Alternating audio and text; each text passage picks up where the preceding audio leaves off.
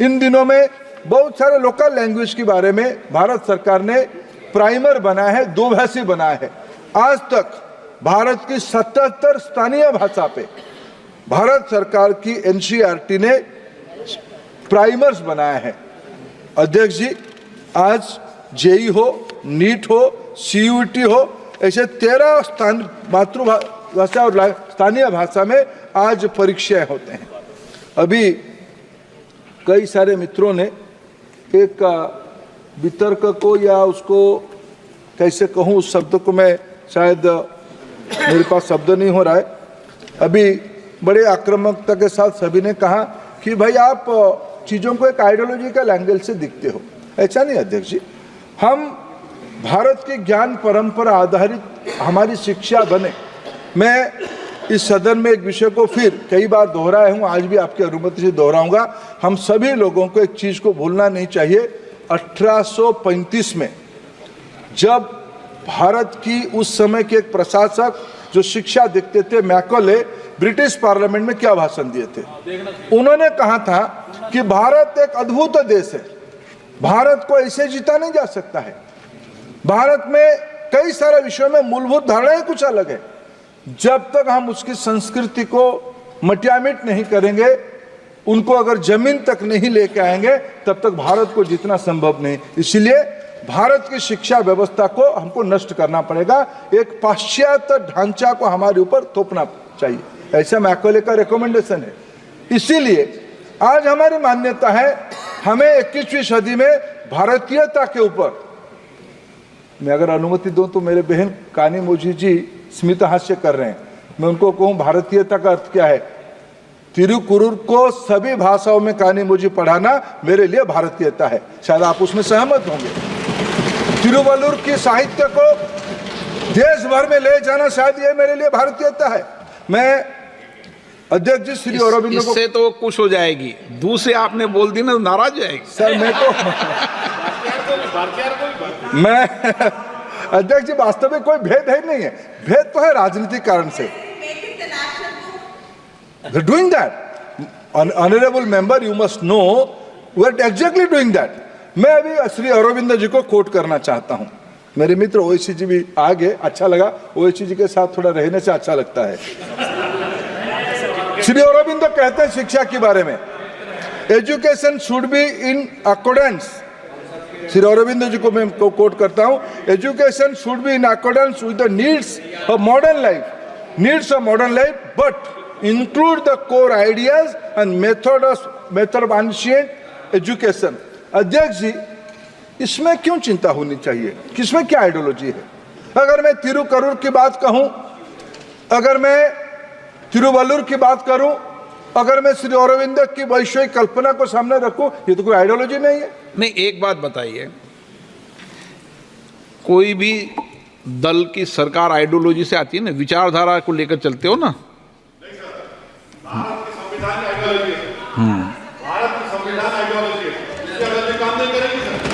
संविधान आइडियोलॉजी है सर। मेरी आइडियोलॉजी क्या काम आएगी इसमें? मैं किस पे ओत ले रहा हूं? संविधान पे ओत ले रहा हूं सर। आप गोलवालकर की आइडियोलॉजी क्या काम में आएगी? नहीं आएगी ना सर।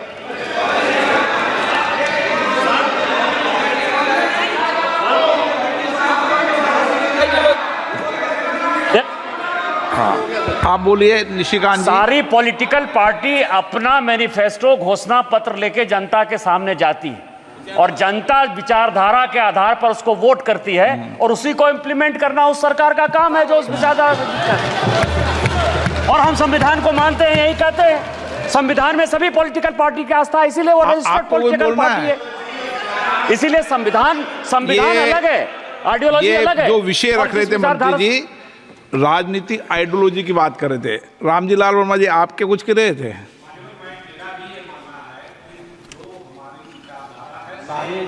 काय की विचारधारा आपकी? संविधान की भी है। संविधान की विचारधारा की बात नहीं हुई, संविधान की विचारधारा तो एक ही है। संविधान के अनुसार हम चलेंगे, संविधान की जो मूल भावना है उसको हम विकृत नहीं करेंगे, वही हमारा उद्देश्य होना चाहिए। संबित पात्रा जी, कभी क्या संसद बिल्कुल ज्ञानवान भी होती रहनी चाहिए। सभापति महोदय, आपने जो कहा कि सभी पार्टियां अपनी अपनी विचारधारा को लेकर जनता के बीच में जाती है, अपने विचारधारा के माध्यम से चुनकर आती है, जनता जनार्दन है, मैं इसका समर्थन करता हूं। और इसके पीछे का मूल भाव है संविधान समुद्र है, वह महासमुद्र है जिसमें सारी आइडियोलॉजीज आके समाहित तो होती है। चाहे हमारी आइडियोलॉजी है, चाहे उनकी आइडियोलॉजी है, उनको समाहित अंततोगत्वा समुद्र में ही होना पड़ेगा। और दुनिया में भारत का एक ऐसा संविधान है जिसमें सभी जातियां, धर्म, भाषा की मान्यता है। ये ताकत भारत के संविधान की। और संसद भी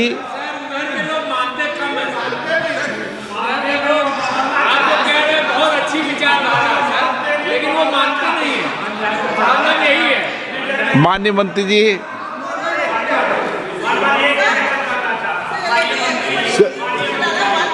प्लीज मैं आपको दे दूंगा, प्लीज आप क्या बोलना चाहती, बोलिए बोलिए बोलिए। कनिमोजी जी अब बोलेंगे, माइक अब चालू होगा mic. Thank you, sir. Sir, there was a time when women were not allowed to be educated. It was much before the British came here. There was a time when all communities were not allowed education. So we should not go back to कहाँ that. अधिकार नहीं था शिक्षा लेने का? Sir? Sir, no, where? एक minute, Please read the Manusmriti. आप सब बैठ जाइए ना, मंत्री जवाब देंगे। Please read the Manusmriti. Sir, my grandmother was not allowed to go to college.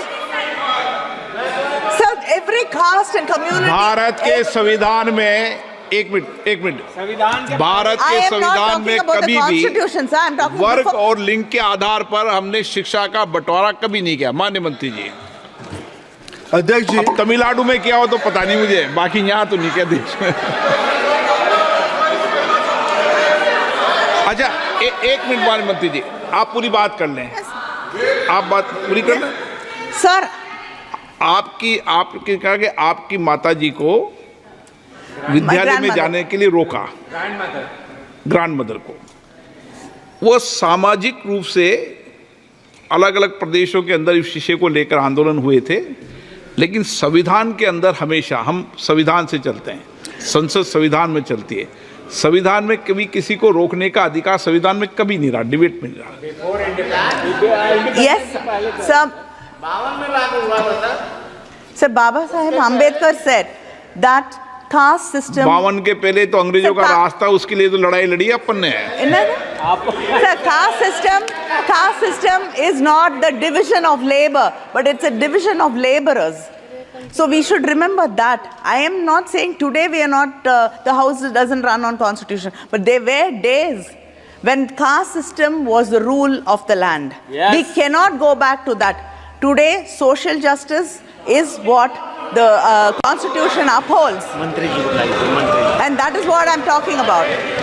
Arjun Meghwal जी, करो तो हाँ, अध्यक्ष जी, जो आपने विषय रखा, आपका माइक, एक लाइन आपका माइक थोड़ी बंद कर रहा हूं। एक लाइन में मैं कहता हूं कि राजनीतिक दल विचारधारा पर आधारित बनते हैं संसार में, शासन संविधान के अनुसार चलता है। ओके, माननीय मंत्री जी अब बैठ जाइए, आप बैठ जाइए। अध्यक्ष जी, आपकी प्रति आप परंपरा की अध्यक्ष जी, आप परंपरा की नई मिसाल भी खड़ा कर रहे हैं। शायद इन दिनों में शायद हाउस इसीलिए है, एक अच्छा विषय पे पक्ष विपक्ष रहे, चर्चा हो, उसमें से कुछ अमृत निकलना ही निकलना है।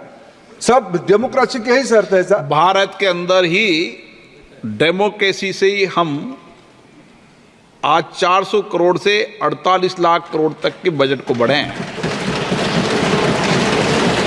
अध्यक्ष जी, मैं फिर आदरणीय सदस्य को एक बात याद दिलाता हूं, उन्हीं के राज्य की एक, मैंने जितना शायद मेरा इच्छा है कि मैं तमिलनाडु की भाषा को पढ़ूं, समझूं और तमिलनाडु की सभ्यता को और जानूं।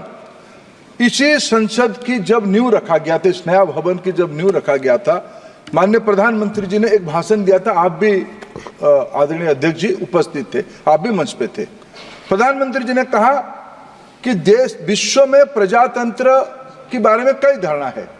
भारत प्रजातंत्र की जननी है। भारत में कब प्रजातंत्र के बारे में सोचा गया?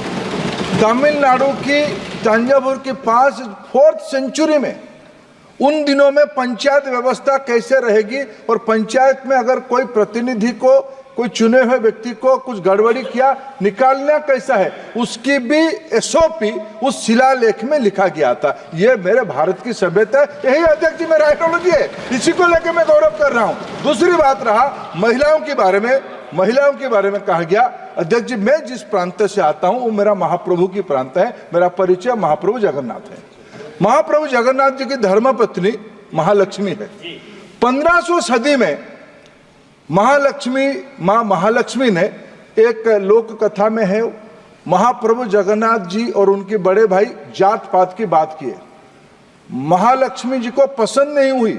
महालक्ष्मी किचन के इंचार्ज थे, वो घर छोड़ के किचन बंद कर दिया, उनको भूखो रहना पड़ा। फिर जाके माफी मांगा, महाप्रभु ने माफी मांगा अपनी धर्मपत्नी को, माफ करो, हम जात पात की बात नहीं करेंगे। ये 1500 सदी में मेरे वहां के फिलोसोफर बलराम दास जी ने लिखा है। मेरे सभ्यता में महिलाओं को महिमा मंडन, मैं तो अर्धा नारीश्वर का पूजक हूँ। सब मैं महाप्रभु शिव भगवान की, यहाँ तो भगवान की फोटो दिखाया गया था, तब ठीक संबित पात्र ने भी याद दिलाया था। शिव भगवान की आधे पार्वती है, आधे शिव जी है। इसकी अर्थ मेरे सभ्यता अर्धनारीश्वर को पूजा करता है, और मैं सर यही मेरा आइडियोलॉजी है। और उसमें कोई विषय में ये किसी की किचन देखो बंद मत कराओ आप। अध्यक्ष जी, इस सदन में शिक्षा के ऊपर चर्चा करते हुए ये कहा गया कि यहाँ आपको बाद में पता चला, नो, देश के लिए मिले हैं। देखो, हम तो देश के विकास करने के लिए आपको तो नेता बनाना चाहते हैं, आप आगे बढ़ो, इसकी चिंता मत करो। देश को आगे ले जाने के लिए हम किसी के हमारी भाई, आपके मन में विद्वेष है, आपके मन में असूया है, आपके मन में असहिष्णुता है, मेरे मन में कुछ नहीं है, मेरे नेता के मन में कुछ नहीं है। हम ऐसे बिरादरी के लोग हैं, देश को आगे बढ़ाने के लिए कुछ भी करेंगे। आदरणीय लालजी वर्मा साहब। हाँ बोलिए ओबीसी जी। कहा था, लोग तुम्हारी दुश्मनी से डरते हैं, मैं तुम्हारी दोस्ती से डरता हूं।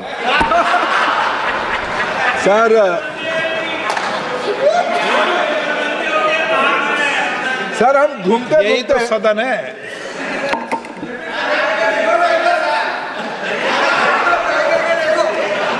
अध्यक्ष जी, अभी उच्च शिक्षा विभाग में सामाजिक न्याय के बारे में चर्चा किया गया।